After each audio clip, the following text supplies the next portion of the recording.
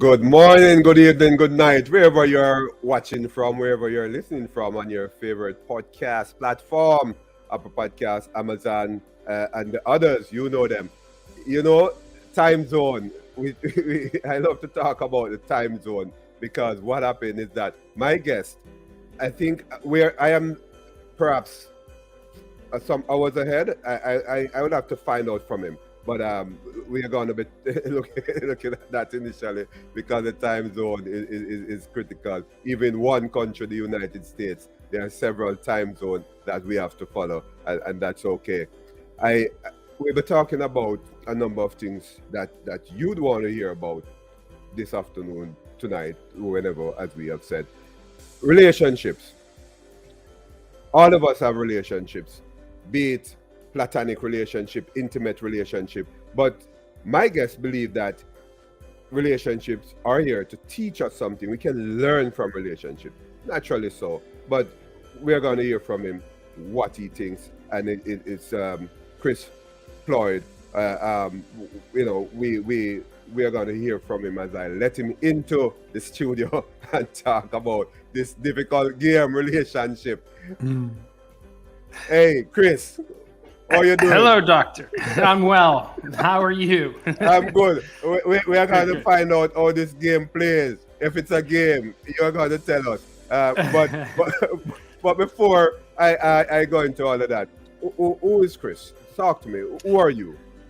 Gosh. So I am a conscious performance coach. I worked with different individuals, organizations, companies, and we really hit upon how great we can perform in our lives, right? As a company, as an organization, individually, but we look at all areas of our life. We don't just look at one particular area. We look at our spirituality, our health and wellness, our personal relationships, of course, how we deal with finances, and then, of course, professional. So I want to hit upon all of those areas when I'm working with clients, set some clear goals, have them work towards what they want as opposed to what they don't want, and really get them fine-tuned and get into uncomfortable action so that they're able to live not only the lives that they were meant to live, they can be successful, fulfilled, and happy. Hey, I love that. You know, as you say that, I look back on what we call in psychology. I'm in psychology, positive psychology. So sort of a holistic sort of a perspective of the individual, and that's what you're going to be doing based on the context of what you have just described. But Chris, I love to ask my guest this question: your childhood. So I'm in Los Angeles now. I've been here for about 23 years. I grew up out east, which is just south of Boston, a town called Brockton. I loved the town. It was a very blue collar, gritty, athletic town. You know, a lot of good fighters came from there. Very proud city that I grew up in. Okay. You know, but being a sensitive kid, like a really, emotional, sensitive kid, growing up in that type of environment, I thought there was something wrong with me. Yeah. To the point where I was getting psychology, I was seeing a therapist in elementary school. And having that, I thought there was something wrong with me. We have emotions. We're able to explore those emotions, feel those emotions. But, what's taught in today's society is no, push them down. You suck it up, get yourself together. So that's what I did. I went through my athletic career. I, got my business degree. Had this idea that if I worked at a great corporation, which I did many times over, then I'd be happy and successful. And, lo and behold, that wasn't the case. And, that's why I pursued coaching. But, I'm happy where I grew up, but I definitely put on a lot of masks and a lot of armor to get through that. Yeah, I love that. But you're listening to Canute Exploration, your topic in the podcast. I'm Dr. Canute White. Chris, you said something that is very, it touches me sort of, because this thing about, hey, man up, would call it. Man up. Yeah. Tough up. Go through it. Boys get that a lot. Get that a lot. Yeah. How do you think? Because we're looking at relationships. How do you think boys now connect with relationships? Men become men and connect with relationships because of that sort of perspective. Yeah, they don't show, we're taught not to show our true emotions, you know, and what some would call authenticity or vulnerability is shunned upon, right? And if you look at leadership today in the world, it's you see all the wins, but if anybody fails, or falls, then they're berated, they're judged, you know, and that's part of any success is failure, is falling down, but it's the point of getting right back up. So this is the whole point of, I want in my life, and I know people in my community want authentic, real, deep relationships. And in order to get those relationships, we need to share from the depths of our soul. And we need to do that first and foremost. And I think this is what's happening with society today, is that a lot of people have reached a level of success, but there's an unfulfillment because they're not able to really let out what they're feeling and allow that to come to the surface. And when we hold those things in, such as like shame or guilt or something that we've been through, it grows in power and overtakes us. When we're able to let those things out and share them and express them and coming from an ownership standpoint, not just a victim standpoint, but an ownership standpoint, that's when they start to diminish in power. That's when we start to really see with clarity and live the life we're meant to live. Yeah. You know, I'm going to move into the alcoholic father situation. But let me say this. I went to all boys school, so to speak. Right. And I look back at it and said to myself, we spend a lot of time in school, in high school, right? And we were not able to interact with females as much as we would want to. Having spent almost half of the day, well, almost all of the day in school, you know, in an all boys school. How do you think, picking you a bit, that affects persons like me relationship with the opposite sex, right? I think I can say that I believe I've had a good relationship, but I'm just looking at it from a general perspective. How does it affect boys who have gone to all boys school? Yeah, well, you know, I feel that it's understanding, you know, as men today, you know, it's understanding what feminine is and how to hold space for that, right? Like there are two different energies that we work with. And if we're always dealing with, say, you know, I look at it in masculine, feminine, not necessarily male, female. But if we're understanding what we hold and how we hold that, right? And if we're taught to treat men a certain way or masculine a certain way, then, you know, when it comes to dealing with the opposite sex or the feminine, well, they're two different energies and two different qualities. So how you may speak to a buddy is not the same way you're going to speak to your spouse, right? Because if you treat that and just the feminine or as the masculine, they're not going to quite understand that. And by the way, the feminine, same way, treating the masculine in a certain way. In the reverse. So it's really understanding the integration of it all, right? Yeah, so definitely. Because I was looking at it from the perspective, Chris, of you being at school and you're able to pull a chair out for the female. If it's a co-educated boys and girls, right? You pull a chair out, you will sit and have a meal with a female, and you'd have learned that throughout your time in school. You understand what I'm saying? It's a study that needs to be done, and I'm thinking about doing that study because it's critical. Just saying that. Well, you're learning chivalry right there. That's chivalry. Now, how to truly hold space for emotion, that takes work and practice. Right. Which is something that I've spent the past 14 years in men's organizations, not only learning for myself, but be able to teach as well. Yeah, that's critical. All right. Your father, I suspect, was an alcoholic. Am I right?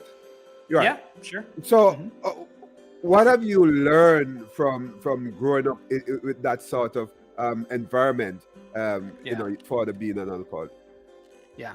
So first and foremost, you know, I look at my father now. He's still alive and he still drinks. Right. I look at my father now as this really this soul, like this loving soul. I was never abused or beat or anything by him. The thing that I learned about my dad is him being an only child, having a very traumatized childhood because he lost his mother at a really young age. And then my sister passed when I was 12 and she was 9.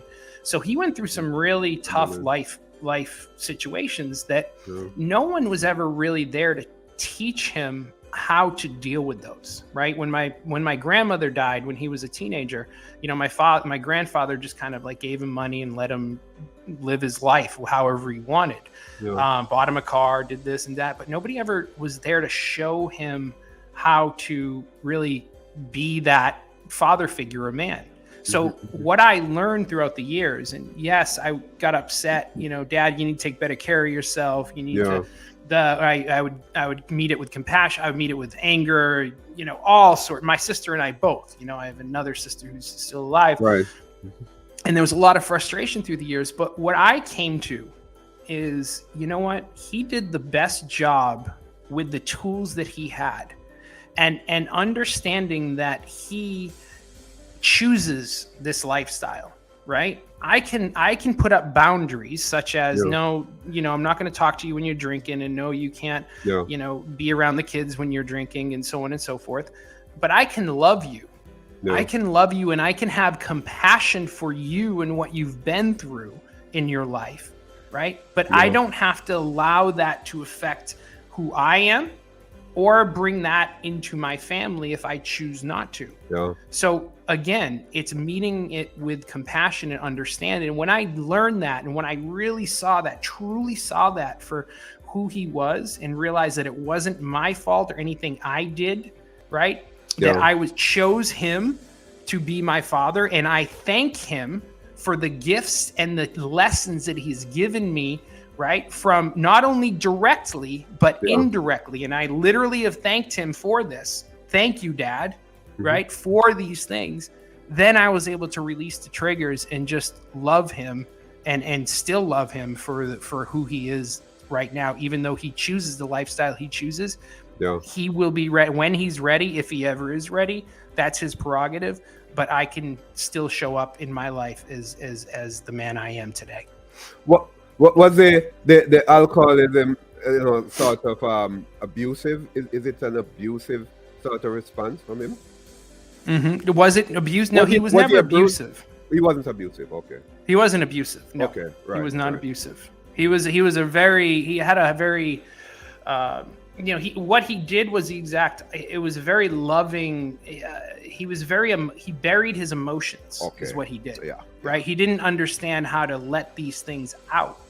And he never, we gave him tools to potentially do that, but he didn't take that option. So it wasn't an abusive, not at all. It was just a very emotionally wasn't there.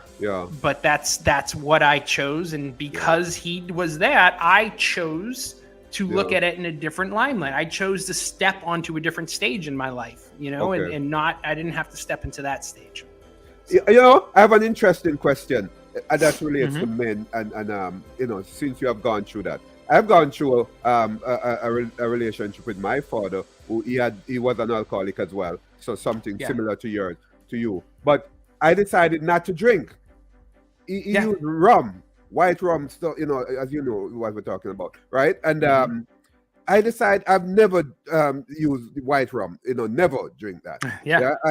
Because of what I saw with my father.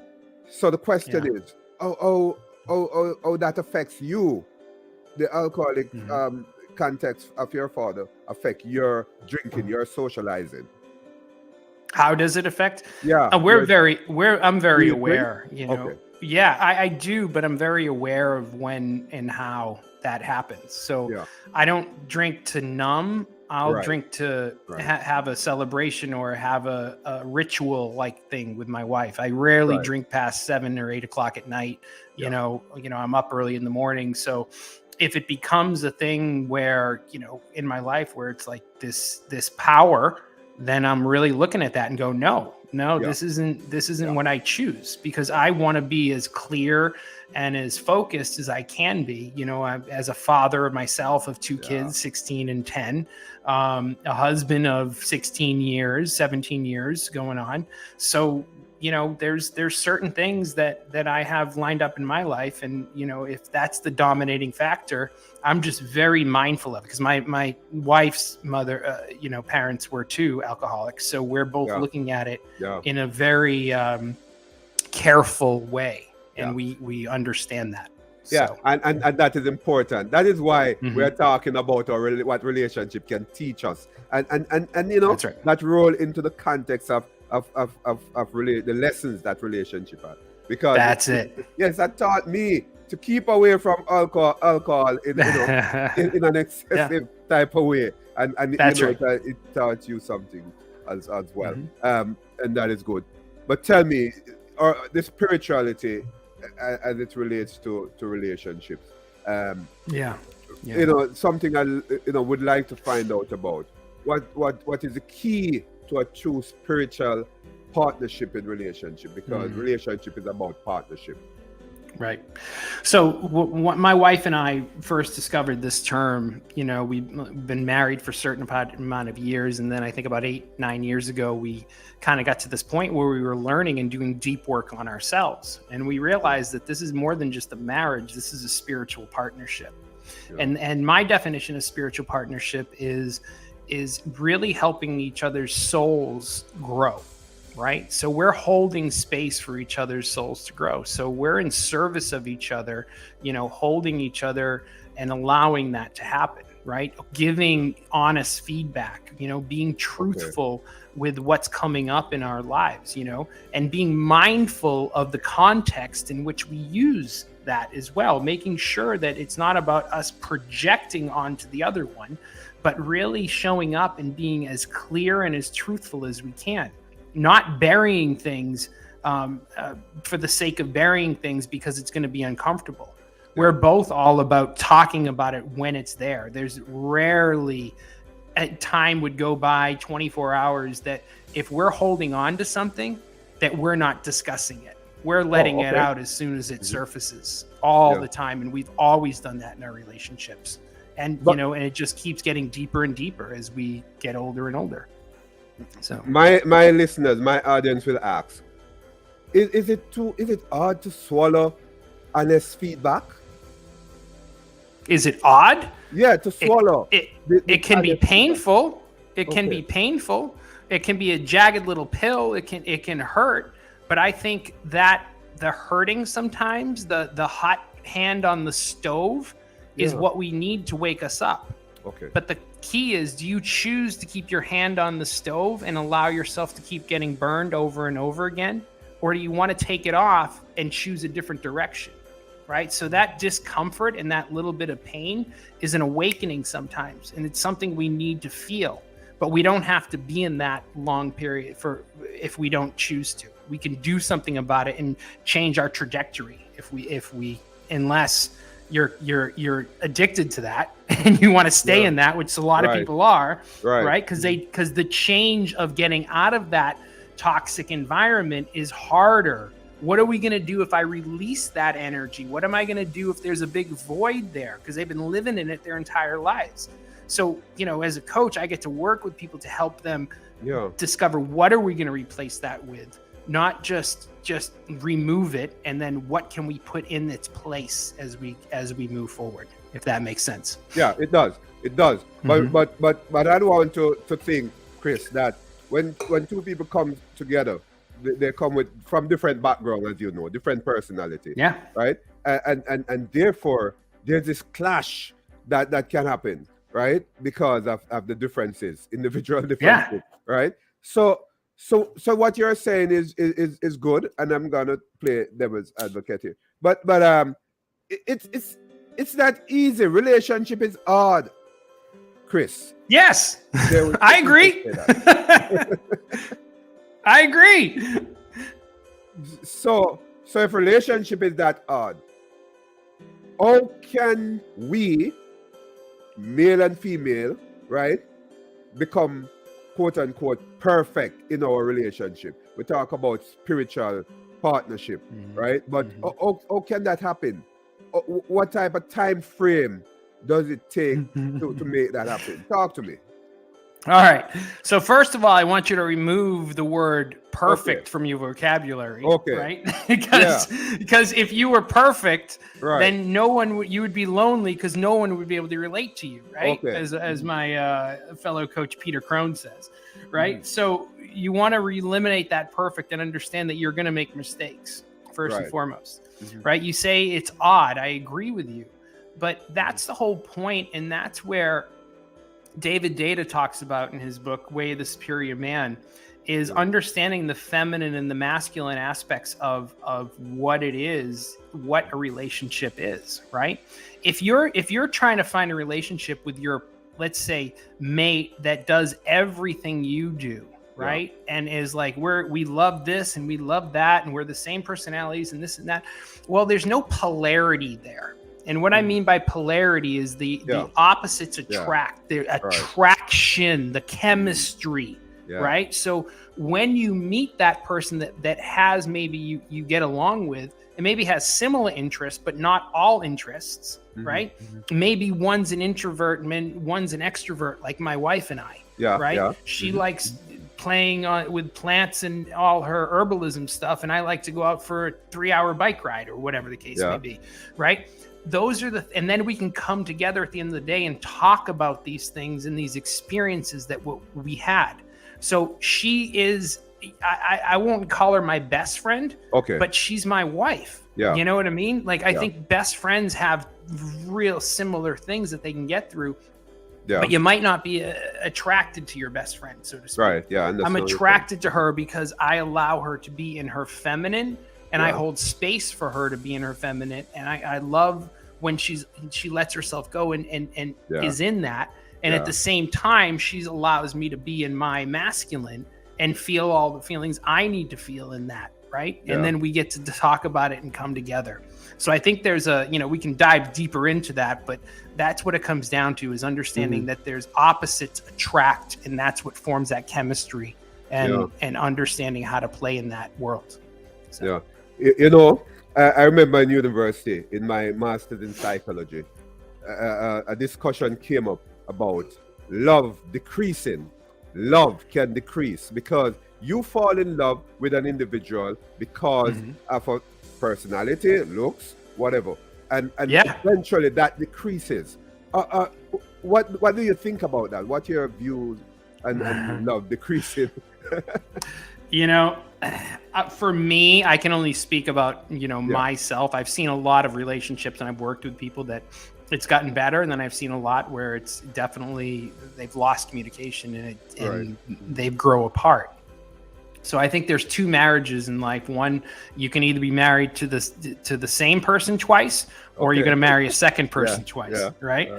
So that second marriage is your spiritual partnership, so to speak. Okay. Now for me, what happened with me is the first phase was me giving her my heart, like feeling that vulnerability and like really sharing how I felt about her and knowing that she could do anything she wanted with it. And then as the first 2.5 years of our getting together and dating and living together and so on and so forth, it just it was easy. It was really easy. Like, I loved being around her. She loved being around me. And then when we had our first child, I watched her hold that our baby, our son, and I just fell even more deeply in love with her because I saw the mother come out in her. Definitely. Right. And then we had our daughter 6 years later, and it was like even better. And then I watched her flourish, she's growing in her career, and I watched her courageously, deal with some of the traumas and some of the things that she needed to deal with from childhood and hold that space for when she was ready, and watched her come out and just be this beautiful woman. And I really feel that, the next 20, 30, 40, 50 years, I just think it's going to get even better and better. Yeah. That's how it feels right now, because we choose to hold that space and watch each other dive deeper into the centers of our souls. And that's where I think we do. We know it's not about the other person doing it for us. It's about us doing it for us and us doing the work on ourselves first and foremost. And then we get to come together. And you know, what you have said is very important, because I am thinking that, okay, if there's this one thing that makes the person interested in the other person, I mean, the lady interested in the man or the man interested in the lady, right? Right. If that decreases, there's a possibility that you can find something else of interest. So keep growing by looking for something else of interest. You know, find another perspective of the person. I love that. You're hitting it not right on the head. It's the interest of what sparks you. And that's what I mean about bringing it to life. If you're sitting there and you're codependent on the other person and what they're doing, which I see in a lot of relationships, and you're not doing what you choose to do, then it becomes this thing where it's like, I need to know what's going on with you. And what I mean by work on yourself is not just about healing trauma. It's about looking at what is it that excites you, that brings you joy, right? That what are you passionate about? Follow that. Fill your cup up first, and then you're going to be your best version of yourself. And that person that you're with is going to love you even more, because they're going to see you vibrating at this really high level, right? And then they're going to be compelled to do that. I have a tip side to that though, Chris. You're listening to Ken Youth Exploration, your topic in the podcast. I'm Dr. Ken Youth White. Chris, is that selfishness? That's a great question. I believe it's not, if it's done in the right context. Okay. Right? It's self-love. Okay. Selfishness or self-love. Which do you choose? Yeah. Right? Now, granted, having a family, yes, there's certain things you need to look at, and so you need to pay the bills, you need to put food on the table, provide shelter, spend quality time with your children, quality time with your spouse. If you're doing all those things, fantastic, right? Yeah. But carving time for yourself is vital, because this is one thing I ask all my clients on a scale of 1 to 10. Yeah. How fulfilled are you in your life? And when I first start working with them, a lot of people, even though they might have reached a level of success, might be at a 4 or 5, right? Oh. And if they're at a 4 or 5, I ask, well, how much of you, your best version of yourself, are you able to give to your kids, to your spouse, to your job, to your career? Yeah. And then it's like, oh, well, no, you're not being the best version of you. You're not being the most creative. You're not being the most successful. You're not being, because you're selling yourself out and giving to everybody. And then eventually that resentment comes into play. So the question now is, how do we get your cup up to 10? Yeah. What do we need to do to bring those things in so that you're operating at a 10 and you can give the best version of you to everything and everyone around you? So I don't think it's selfish. I think it's self-love. Right. Before I look at the vulnerability of the sexes, I like to call it, and the journey work. Let me ask this: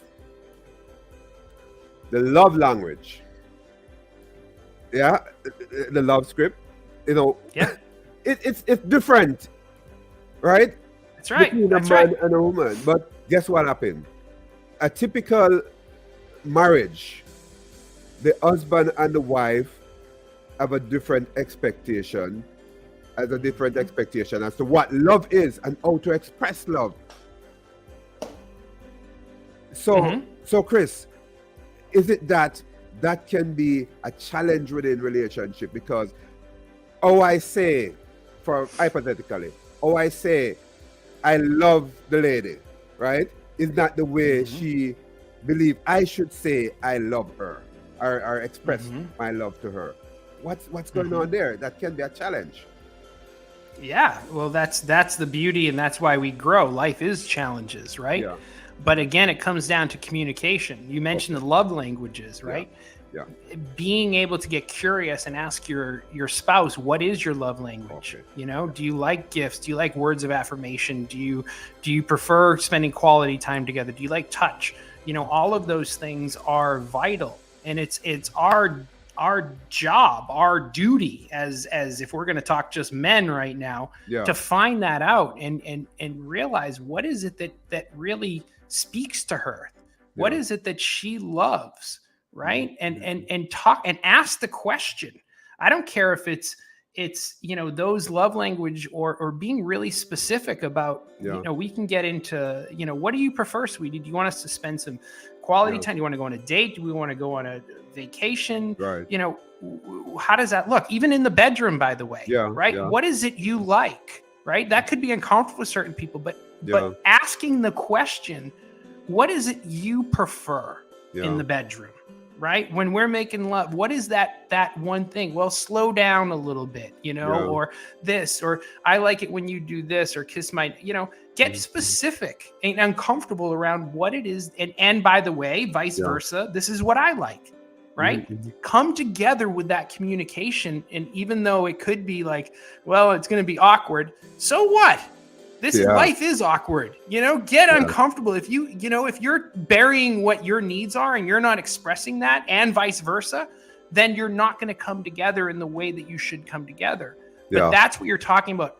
Conversations, uncomfortable conversations is what makes life worth it. Interesting. And if we can jump into those, if we can jump into those, then our needs are going to be met and we're going to be living a lot clearer and a lot happier, moving in the direction we want to move in. I love that, Chris. I love that. This is Ken Youth Exploration, your topic in a podcast. I'm Dr. Ken Youth, right? Sitting here with Chris. But Chris, we're going to vulnerability now. I call it the vulnerability of the sexes. Who is more vulnerable here? The male or the female? What's going on here? Are you? Who's more vulnerable right now at this moment? If you were to take a lump sum of the 7 billion people on Earth, I think females are more vulnerable right now. Right. But having said that, I think men are craving, a majority of men, not all of us, right? Yeah. Are craving vulnerability, and they don't know how to ask. Right. They don't know how to ask because when we're holding, and I said this earlier, but when we're holding things in and we're trying to be do-it-yourself mother effers, right? Like I was for the longest time. Yeah. It becomes this sense of hopelessness. Like I can't do this as much anymore. I'm holding it all for myself, and I'm not able to let out these pure emotions that I need to. Yeah. So as and this could be for some women too that are holding it in. Yeah. Vulnerability is a strength. Yeah. Vulnerability takes courage, right? We're always like, man up, you did a great job. You sucked it up and you did awesome. Well, let's talk about what's really going on deep inside there. Yeah. Let's peel back that programming and those layers that you've been putting on for so many years. And let's get to the depth of who you really are. For me, intimacy isn't just about sex. Intimacy is about deep-rooted relationships where you get to talk about what's really going on and what's making you tick and your dreams and your goals and the things that have held you back and those things that you have been through in life that you wouldn't wish upon anybody. But you learn some beautiful lessons from those situations and those challenges. Yeah. Your superpowers came from those places, came from those times. Let's talk about those things, right? And then turn it not from a victim standpoint, but from an ownership standpoint. And when we can do that, there's a freedom that lies within that allows those other type of people that are sharing that same type of philosophy to come into your life because you're modeling that first and foremost. Yeah. So you said something about intimacy is more than sex. And this triangle theory of love, this thing about intimacy, passion, and commitment. When those three are working together, it is said to be a complete love, right? The passion, the sex, the intimacy, the sharing, as you talked about, and the commitment. I will stay with you, lady, no matter what happened. That is critical. But the journey work, Chris. What's that? Mm-hmm. Journey work. Journey Journey work is plant medicine work, and so basically anything from ayahuasca, psilocybin, dozens of other different work. And I truly believe that plants are here with an intelligence to teach us and to allow us to kind of really see who we are and to give us information. And for us, this journey work and this exploration of different types of plants, psychedelics, have allowed us to come together in a deep way that I think is just a beautiful way, a beautiful thing. You know, it's allowed us to see shadows within ourselves that we get to work on, that we get to hold. It's allowed us to see our little boy, my little boy, you know, and her little girl, right? That we get to learn to love, you know, and not just kind of push down and say shush like maybe some adults have. You know, it's got me to really see my dad from a different perspective. You know, and it's work that we do on our own with communities, and it's been kind of invaluable in our lives.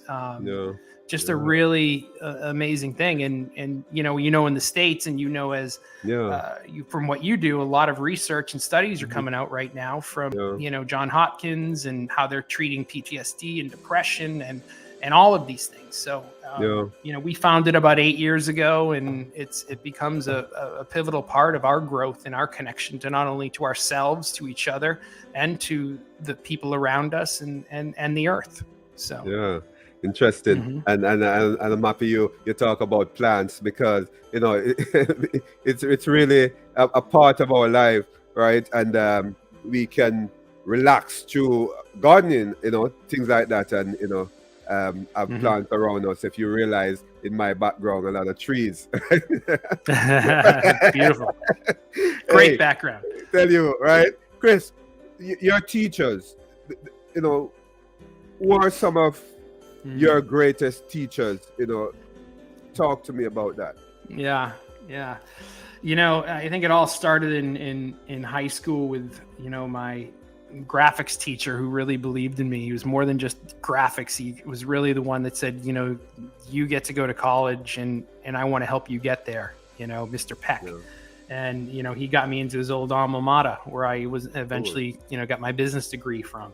You know, I love, you know, when I first discovered spirituality and what that was, I dove into Joseph Campbell's work, you know, and his philosophy of what spirituality is. I love that aspect of who he is. You know, I love people that like someone like Laird Hamilton, who carves his own path in the world of surfing, right? And he says, you know what, I'm going to do it this way. That's the traditional way of doing things, following the circuit. But you know what, I'm going to ride big waves, and I'm going to challenge myself and stay on the edge every single day.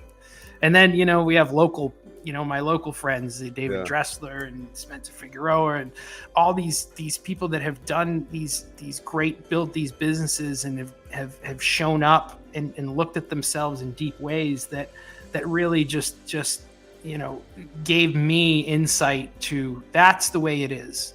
I see that person doing that. I'm going to go after that. And maybe I haven't even said anything to them, but they're doing the work on themselves, and it's giving me an opportunity to really look at me and how I'm showing up in the world. So that inspiration is there, coming from their actions and how they do things. So. That's great. I love that, Chris. But tell me, freedom. And you said that, and it brings me to freedom, right? Yeah. What that it's means? An inside job. It is an inside job, you know. What that means? So Peter Crone, I'll mention his name again. He has an amazing quote. I can't take credit for it, but I keep using it because I love it. Right. It says, "Life will present to you the people and the circumstances to show you where you are not free." Okay. Right? So when you're looking around and you're feeling triggers, right, from people that show up in your life, well, triggers are an awesome thing, because they show you where you still need to look at things within yourself that you need to look at. So you're looking at all of these people. Why is this person or this type of person relationship keep showing up in my life? Why does this circumstance keep coming into my life over and over again? Do I have the courage to look at that and the emotions that surround it, go into the middle of it, right? Because I truly believe that in the middle of those emotions are where our freedom and happiness lies. But we have to have the courage to go into them and feel them and experience them and say, yes, I want to make a shift. I want to make a change because I believe that I should be up climbing this mountain and not right here in this thing. Yeah. We want to accept where we are, but say, what are the things that we need to work on? Because I deserve to be free. And freedom is everything. It's an inside job for sure. Yeah. But, you know, I have clients who will come to me and say, hey, Doc, I keep having the same relationship, intimate relationship, same person, same sort of person, same sort of person over and over again. We call this in psychology repetitive relationship syndrome. Yes. You know, the same type of people coming into your life. So is it that my client is experiencing a sense of freedom? They would say, hey, this is awful. This is not freedom. Yeah. We talked earlier about not wanting to let go of what's familiar, right? So, for example, I had a client a couple weeks ago who is with her husband and they're having some real difficulties and she's getting triggered and angry all the time. Yeah. What we did is we were able to briefly chase it back to when she was 4. And I said, well, what is it about your husband that upsets you? Well, It's about his control. When he says that he's going to do this and he doesn't give me an opportunity to make a decision or to give my opinion, I go, where else in your life has that happened? Mm-hmm. Well, when I was 4, my brothers did the same thing. They would make the decisions for me. I said, well, what did you do? I go, well, I would just freeze up or I would go off and do something else. And I wouldn't do that. So you held that in your entire life. So this patterning of moving through life and then going, oh, that person came back into my life. This person came back into my life. Yeah. And the same situations coming in. So when she recognized that was her brother's, that old familiar energy is something she's been holding on to, she was able to look at it and say, oh, do I want to continue with this any longer? Can I shift that energy and move in a different direction and move that into something else? And so that case of finding that relationship or that person is a matter of doing the work, seeing the patterning, and then being able to move it into another direction. Now, is it going to happen just like that? No, of course, you know this with your clients. Right. It's over time, it comes in the spiral, right? But that spiral comes around it again and it gets a little softer and it comes around again and a little softer and softer. And most people think it's going to go away like that. It's not. It's just going to go to a point where it's going to be a little bit of a whisper and it's not going to make those decisions for you any longer. Yeah. Right?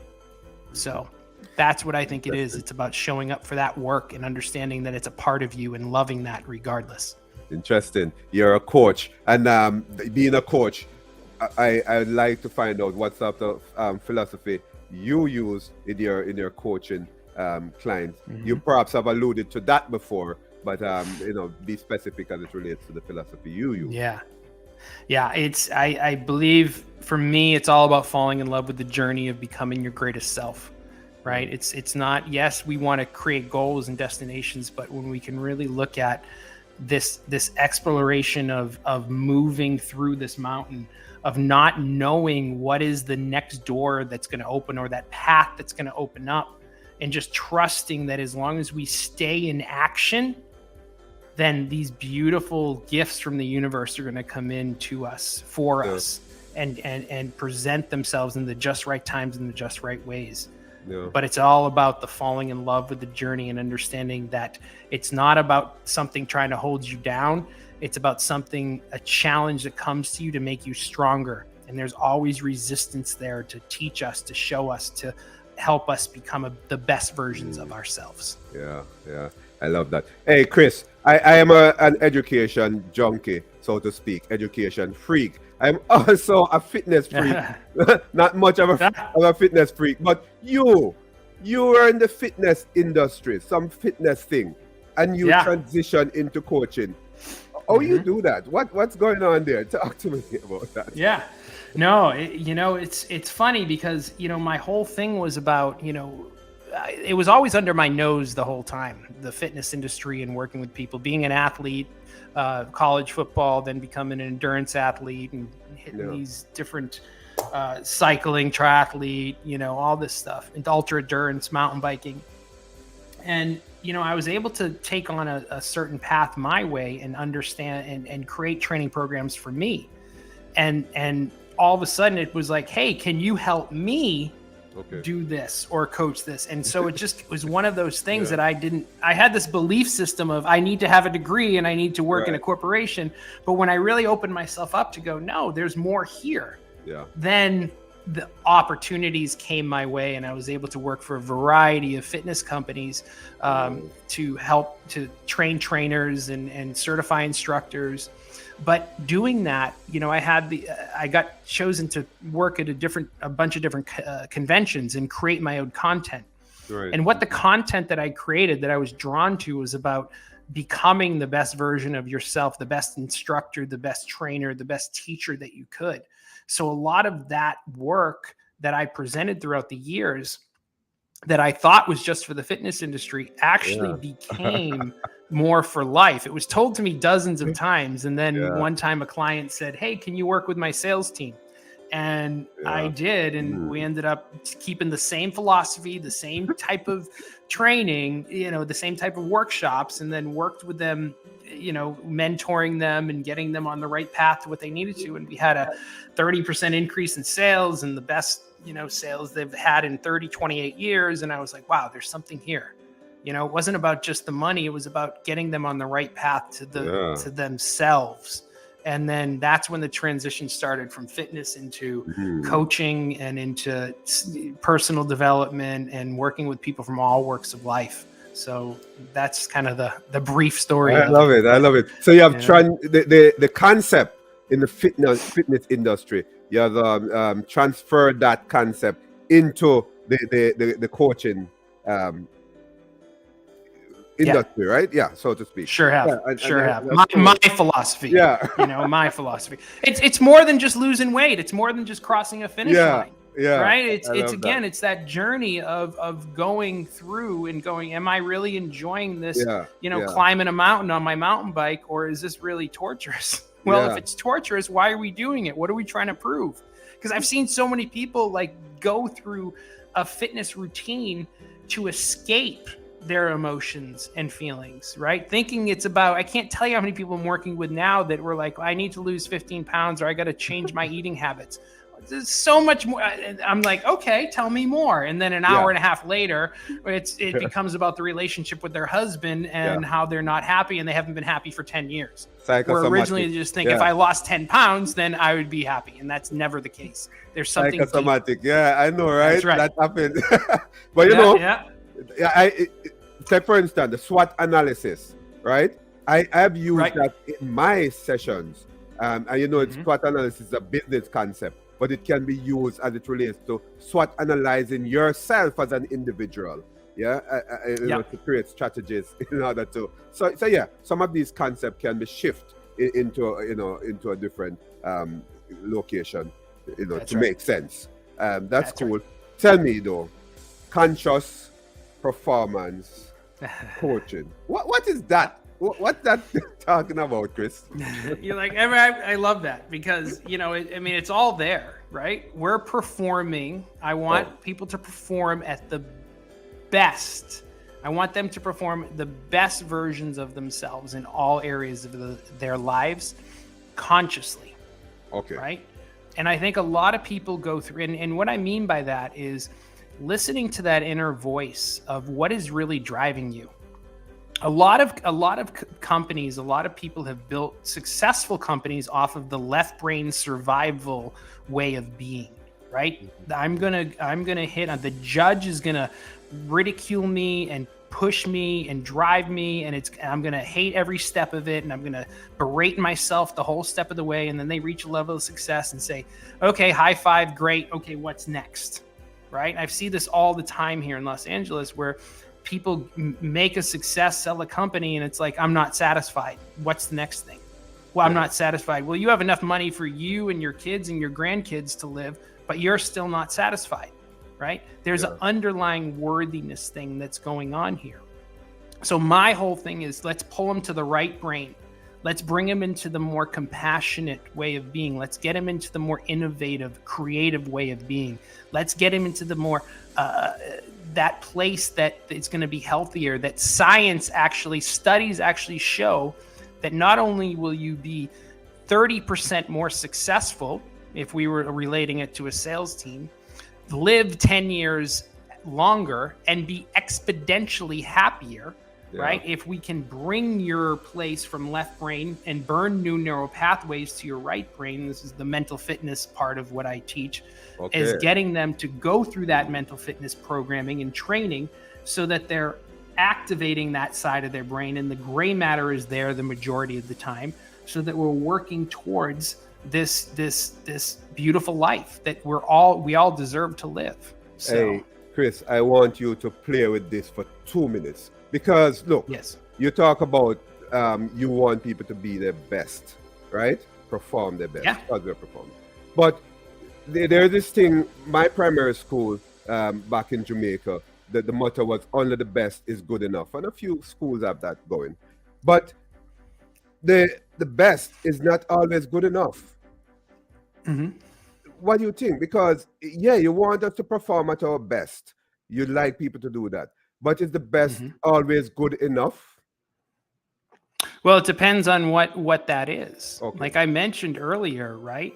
If you're always chasing, if you're thinking I'm going after something, but I'm never worthy, right? I'm always crossing the finish line on podium, but I'm still not happy, right? It's your definition of best. It's your definition of success. Right? So when I work with my clients, we get to define what is best for you. What is success for you? Does that align with fulfillment and happiness? Right? Because your version of best isn't necessarily your uncle's version of best or your parents' version of best. And I think that programming and disrupting that programming, if it's not healthy or it's not doing you well, is really important. Right? To living the life that we were meant to live. So, hey, I love that, Chris. Chris, I ask all of my guests this when I close it. Have you ever been to Jamaica? I have not. Why, Chris? I don't know.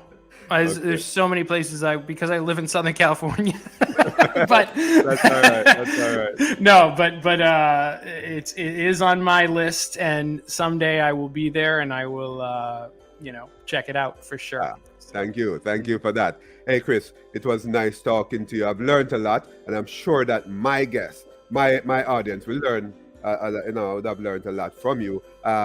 It's really a lot of stuff that you have talked about, and it's really good stuff. Right, we love that. Right, beautiful. All right, Chris. Thank you so much for having me on, Doctor. I really appreciate it. It was great to meet you as well. Yeah, man. Nice meeting you too. All right, goodbye. That was Chris. Plourde. It's really some good concept that he had put forward, and I'd want you to go to his website. It's in the description. Go to the links. Link up Chris, right? Have a discussion with him. If you are a part of corporate America, corporate world, corporate Jamaica, anywhere, right? Talk to Chris and see if you can get him to talk to your workers, to do a presentation, to talk to you as a couple, right? Even though he's not a psychologist, he's a coach that can help you.